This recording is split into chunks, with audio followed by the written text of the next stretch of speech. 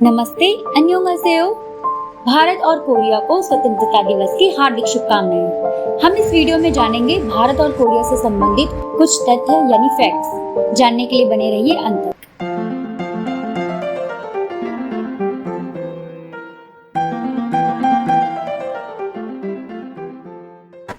15 अगस्त ये दिन हर भारतवासी के लिए बहुत मायने रखता है। इसे भारत में स्वतंत्रता दिवस यानी इंडिपेंडेंस डे के रूप में मनाया जाता है। इसी तरह the Democratic People's Republic of Korea, जिसे नॉर्थ कोरिया के नाम से जाना जाता है, और द रिपब्लिक ऑफ कोरिया, जिसे साउथ कोरिया के नाम से भी जाना जाता है, इन दोनों देशों के लिए भी ये दिन बहुत महत्वपूर्ण है, क्योंकि इसी दिन कोरिया जापानी शासन से आजाद हुआ।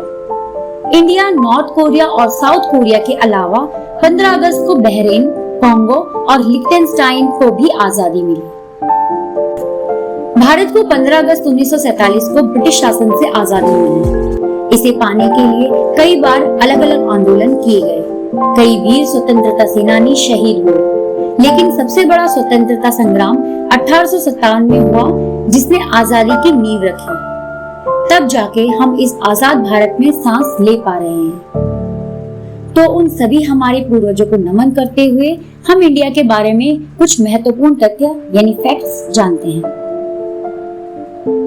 15 अगस्त 1947 को जब भारत आजाद हुआ तो उस समय हमारा कोई राष्ट्रगान नहीं था। 24 जनवरी 1950 में भारत की संविधान सभा ने जन गण मन को राष्ट्रगान के रूप में स्वीकार किया था।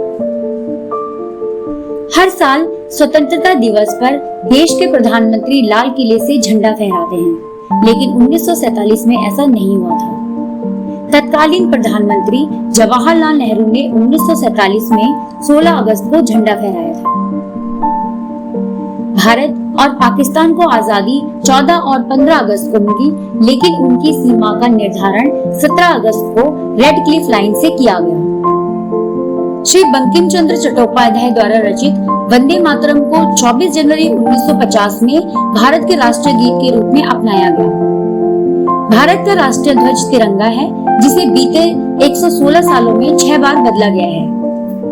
पहला राष्ट्रीय ध्वज 1906 में मिला, जिसे 7 अगस्त 1906 को पारसी बागान चौक कलकत्ता में फहराया गया था। 1907 में देश का दूसरा नया झंडा प्रस्तावित किया गया। पहले झंडे में कुछ बदलाव करके मैडम भीकाजी कामा और उनके कुछ क्रांतिकारी साथियों ने मिलकर पेरिस में भारत का नया झंडा फहराया था। 1917 में देश के लिए एक और नया झंडा प्रस्तावित किया गया। इस नए ध्वज को डॉक्टर एनी बेसेंट और लोकमान्य तिलक ने फहराया था। 1921 में अखिल भारतीय कांग्रेस कमेटी के सत्र के दौरान आंध्र प्रदेश के एक व्यक्ति ने महात्मा गांधी को एक झंडा दिया था। गांधी जी को ये बहुत पसंद आया और कुछ बदलाव करने के बाद इसे राष्ट्रीय ध्वज बना दिया गया। 1931 में कुछ नए बदलाव किए गए और एक नया झंडा फिर से लाया गया, जो हमारे वर्तमान ध्वज से मिलता जुलता ही था। 1931 में बने झंडे में चरखे की जगह अशोक चक्र ने ले ली और 22 जुलाई 1947 में संविधान सभा की बैठक में हमारा नया ध्वज राष्ट्रीय ध्वज के रूप में स्वीकार किया गया।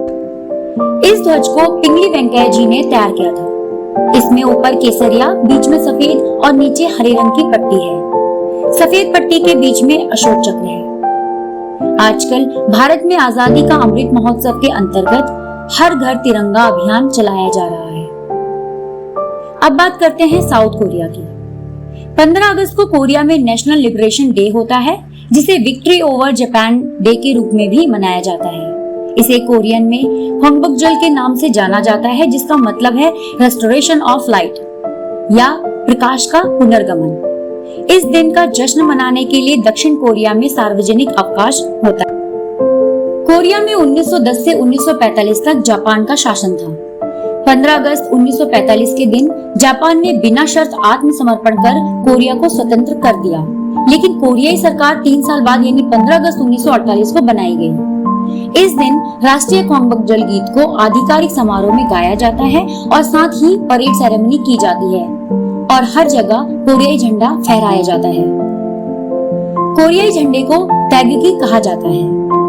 सफेद पृष्ठभूमि एक प्रतीक है जो भूमि को व्यक्त करता है। जबकि लाल और नीले रंग के बीच में एक चक्र बनता है जिसे टैगुक कहा जाता है। ये कोरियाई जाति और कोरिया के लोगों को दर्शाता है।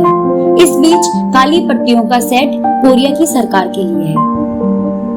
भारतीय झंडे की तरह ही कोरियाई झंडे में भी 1882 और 1910 के बीच कुछ मामूली बदलाव हुए। इसकी मूल संरचना में बदलाव न करके केवल रंग और अनुपात में कुछ बदलाव किए गए। 22 अगस्त 1882 को कोरियाई राजनेता पाक युंग-हयो ने जोसेon सरकार को टैगुकी का एक स्केल मॉडल प्रस्तुत किया और उस वर्ष के अंत में जापान के साम्राज्य में ध्वज का उपयोग करने वाले वो पहले व्यक्ति बन गए। 15 अक्टूबर 1949 को वर्तमान दक्षिण कोरियाई ध्वज को देश की सरकार द्वारा आधिकारिक घोषित किया गया था। तो ये थी भारत और कोरिया के बारे में बहुत छोटी सी जानकारी। धन्यवाद। 감사합니다।